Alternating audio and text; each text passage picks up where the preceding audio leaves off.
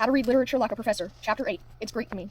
In these last 3 chapters, we've talked about 3 sorts of myth: Shakespearean, biblical, and folk/fairy tale. The connection of religion and myth sometimes causes trouble in class when someone takes myth to mean untrue and finds it hard to unite that meaning with deeply held religious beliefs. That's not what I mean by myth, though. Rather, what I'm suggesting is the shaping and sustaining power of story and symbol. Whether one believes that the story of Adam and Eve is true, literally or figuratively, matters, but not in this context. Here, in this activity of reading and understanding literature, we're chiefly concerned with how that story functions as material for literary creators, that way in which it can inform a story or poem, and how it is perceived by the reader. All 3 of these mythologies work as sources of material, of correspondences, of depth for the modern writer, and every writer is modern. Even John Dryden was not archaic when he was writing. And provided they're recognizable to the reader, they enrich and enhance the reading experience. Of the 3, biblical myth probably covers the greatest range of human situations, encompassing all ages of life, including the next life, all relationships, whether personal or governmental, and all phases of this individual's experience: physical, sexual, psychological, spiritual. Still, both the worlds of Shakespeare and fairy and folk tales provide fairly complete coverage as well. What we mean in speaking of myth, in general, is story, the ability of story to explain ourselves to ourselves in ways that physics, philosophy, mathematics, chemistry, all very highly useful and informative in their own right, can't. The explanation takes the shape of stories that are deeply ingrained in our group memory, that shape our culture and are turned shaped by it, that constitute a way of seeing by which we read the world and ultimately ourselves. Let's say it this way: myth is a body of story that matters. Every community has its own body of story that matters. 19th century composer Richard Wagner went back to the Germanic myths for the material for his operas, and whether the results are good or bad or in either historic or musical terms, the impulse to work with his tribal myths is completely understandable. The late 20th century witnessed a great surge of Native American writing, much of which went back to tribal myth for material, for imagery, for theme, as in the case of Leslie Marmon's Hilco's Yellow Woman, Louise Erdrich's Cashpaw Nanapush novels, and Gerald Wisner's Peculiar Bear Heart.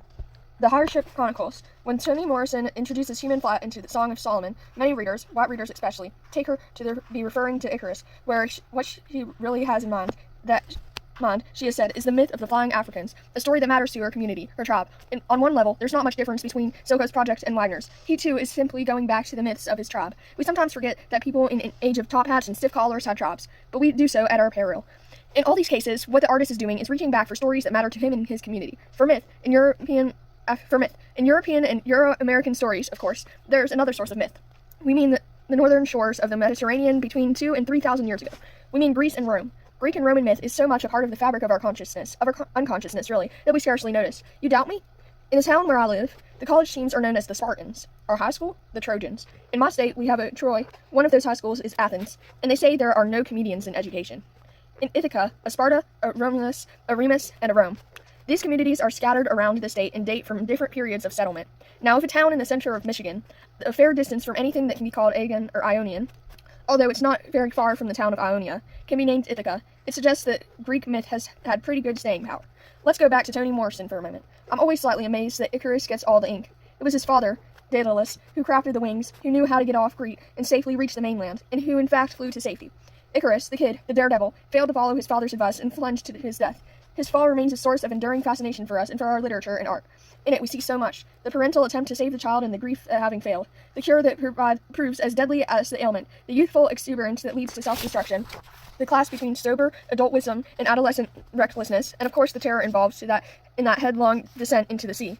Absolutely none of this has anything to do with Morrison and her flying Africans, so it's little wonder that she's a bit mystified by this response of her readers. But it's a story and a pattern that is so deeply burrowed into our consciousness that readers may almost automatically consider it whenever flying or falling is invoked. Clearly it doesn't fit the situation in Song of Solomon, but it does apply in other works. In 1558, Peter Bruegel painted a wonderful picture, landscape with fall of Icarus. In the foreground, we see a plowman and his ox, just beyond him a shepherd and his flock, and at sea a merchant ship sailing placidly along. This is a scene of utter ordinariness and tranquility. Only in the lower right corner of the painting is there anything even remotely suggestive of trouble. A pair of legs askew and they disappear into the water. That's our boy. He really doesn't have much of a presence in the frame, but his presence makes all the difference. Without the pathos of the doomed boy, we have a picture of farming and merchant shipping with no narrative or thematic power. I teach, with some regularity, 2 great poems based on that painting: W. H. Auden's Musée des Beaux-Arts and William Carlos Williams' Landscape with Fall of Icarus. They're wonderful poems, very different from each other in tone, style, and form, but in essential agreement about how the world goes on even in the face of our private tragedies. Each artist alters what he finds in the painting. Bruegel introduces the plowman and the ship, neither of which appears in the version that comes to us from the Greeks, and Williams and Auden find, in their turn, slightly different elements to emphasize in the painting. Williams' poem stresses the pictorial elements of the painting, trying to capture the scene while sneaking in the thematic elements. Even his arrangement of the poem on this page, narrow and highly vertical, recalls the body plummeting from the sky. Auden's poem, on the other hand, is a meditation on the private nature of suffering and the way in which the larger world takes no interest in our private disasters. It is astonishing and pleasing to discover that the painting can occasion these two very different responses. Beyond them, readers find their own message in all this. As someone who was a teenager in the 60s, I'm reminded by the fate of Icarus of all those kinds who bought muscle cars with names like Mustang and Firebird and Charger and Barracuda. All the driver education and solid parental advice in the world can't overcome the allure of that kind of power, and sadly, in too many cases, those young drivers shared the fate of Icarus. My students, somewhat younger than I am, will inevitably draw other parallels. Still, it all goes back to the myth, the boy, the wings, the unscheduled dive. So that's one way classical myth can work, overt subject matter for poems and paintings and operas and novels. What else can myth do? Here's a thought. Let's say you wanted to write an epic poem about a community of poor fishermen in the Caribbean. If this was a place you came from, and you knew these people like you know your own family, you'd want to depict the jealousies and resentments and adventure and danger, as well as capturing their dignity and their life in a way that conveys all that has escaped the notice of tourists and wet property owners. You could, I suppose, try being really, really earnest, portraying the characters as very serious and sober, making them noble by virtue of their goodness. But I bet that wouldn't work. What you'd wind up with instead would probably be very stiff and artificial, and artificiality is never noble. Besides, these folks aren't saints. They make a lot of mistakes. They're petty, envious, lustful, occasionally greedy as well as courageous. Elegant, powerful, knowledgeable, profound. And you might want noble, after all, not Tonto. There's no Lone Rangers here. Alternatively, you might try grafting their story onto some older story of rivalry and violence. A story where even the victor is ultimately doomed. A story where, despite occasional personal shortcomings, the characters have an unmistakable nobility. You could give your characters names like Helen, Philoctetes, Hector, and Achilles. At least that's what Nobel Prize winner Derek Walcott does in his Homeric. Those names are drawn, of course, from the Iliad, although Walcott uses the elements, parallels, persons, and situations of both in it and the Odyssey in his epic. The question we'll inevitably ask is, why? Why should someone in the late 20th century draw on a story that was passed along orally from the 12th through the 8th century BC and not written down until maybe 200 or 300 years later? Why should someone try to compare modern fishermen with the legendary heroes, many of whom were descended from gods? Well, for starters, Homer's legendary heroes were farmers and fishermen. Besides, aren't we all descended from gods? Walcott reminds us by this parallel of the potential for greatness that resides in all of us, no matter how humble our worldly circumstances. That's one answer. The other is that situations match up more closely than we might expect. The plot of the Iliad is not particularly divine or global. Those who have never read it assume mistakenly that it is the story of the Trojan War. It is not. It is the story of a single, rather lengthy action. The wrath of Achilles, a mere 53 days out of 10 years, Achilles becomes angry with his leader, Agamemnon, withdraws his support from the Greeks, only rejoining the battle when the consequences of his action have destroyed his best friend, Patroclus. At this point, he turns his wrath against the Trojans, and in particular, their greatest hero, Hector, whom he even eventually kills. His reason for such anger? Agamemnon has taken his war prize. Trivial? It gets worse. The prize is a woman. Agamemnon, forced by divine order and by public sentiment to return his concubine to her father, retaliates against the person who most publicly sided against him, Achilles, by taking his concubine, Briseis. Is that petty enough? Is that noble? No Helen, no judgment of Paris, no Trojan horse. At its core, it's the story of a man who goes berserk because his stolen war bride is confiscated, acted out against a background of wholesale slaughter, the whole of which is taking place because another man, Menelaus, brother of Agamemnon, has had his wife stolen by Paris, half-brother of Hector. That's how Hector winds up having to carry the hopes for salvation of all Troy on his shoulders. And yet somehow, through the centuries, this story dominated by the theft of two women has come to epitomize ideals of heroism and loyalty, sacrifice and loss. Hector is more stubbornly heroic in his doomed enterprise than anyone you've ever seen. Achilles' grief at the loss of his beloved friend is truly heartbreaking. The big duels, between Hector and Ajax, between Diomedes and Paris, between Hector and Patroclus, between Hector and Achilles, are generally exciting and suspenseful, their outcomes sources of grand celebration and dismay. No wonder so many modern writers have often borrowed from and emulated Homer. And when did that begin? Almost immediately. Virgil, who died in 19 BC, patterned his Aeneas on Homeric heroes. If Achilles did it, or Odysseus went there, so does Aeneas. Why? It's what heroes do. Aeneas goes to the underworld. Why? Odysseus went there. He kills a giant from the enemy camp in a final climatic battle. Why? Achilles did. And so on. The whole thing is less derivative than it sounds, and not without humor and irony. Aeneas and his followers are survivors of Troy.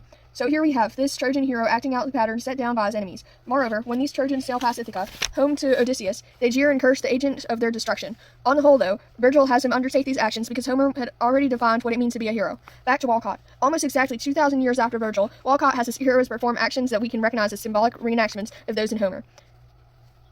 Sometimes it's a bit of stretch, since we can't have a lot of battlefield duels out in fishing boats. Nor can he call his Helen the face that launched 1,000 dignities. Lax grandeur, that phrase. What can he do, though, is place them in situations where their nobility and their courage are put to the test, while reminding us that they are acting out some of the most basic, most primal patterns known to humans, exactly as Homer did all those centuries before. The need to protect one's family, Hector, the need to maintain one's loyalty, Achilles. The determination to remain faithful and to have faith, Penelope. The struggle to return home, Odysseus. Homer gives us 4 great struggles of the human being, with nature, with the divine, with other humans, and with ourselves. What is there, after all, against which we need to prove ourselves but those 4 things? In our modern world, of course, parallels may be ironized, that is, turned on their head for purposes of irony. How many of us would see the comedy of 3 escaped convicts as parallel to the wandering of Odysseus? Still, that's what brothers Joel and Ethan Coen give us in their 2000 film, Oh Brother, Where Art Thou? It's about trying to get home, isn't it? Or this, the most famous example, a single day in Dublin in 1904, on which a young man decides on his future and an older man wanders the city, eventually returning home to his wife in the small hours of the next morning. The book has only one overt clue that this all might have something to do with Homer. Its one-word title, Ulysses. As we now know, James Joyce envisioned every one of the 18 episodes of the novel as a parallel to some incident of situation in the Odyssey. There's an episode in a newspaper office, for instance, which parallels Odysseus' visit to Aeolus, the god of the winds, but the parallel may seem pretty tenuous. To be sure, newspapermen are a windy group, and there are a lot of rhetorical flourishes in the episode to say nothing of the fact that a gust of wind does zip through at one point. Still, we can see it as resembling the Homeric original only if we understand that resemblance in terms of a funhouse mirror, full of distortion and goofy correspondences, if we understand it, in other words, as an ironic parallel. The fact that it's ironic makes the parallel in the Aeolus episode such fun. Joyce is less interested than Walcott in investing his characters with classical nobility, although finally they do take on something of that quality. After watching poor old Leopold Bloom stroll around Dublin all day and half the night, running into no end of trouble and recalling great heartbreak in his life, we may well come to the feeling he is noble in his own way. His nobility, however, is not that of Odysseus. Greek and Roman myth, of course, is more than Homer.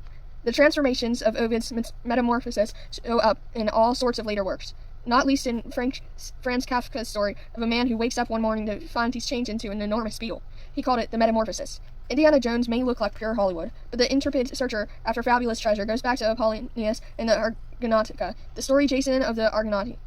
Something a bit homier?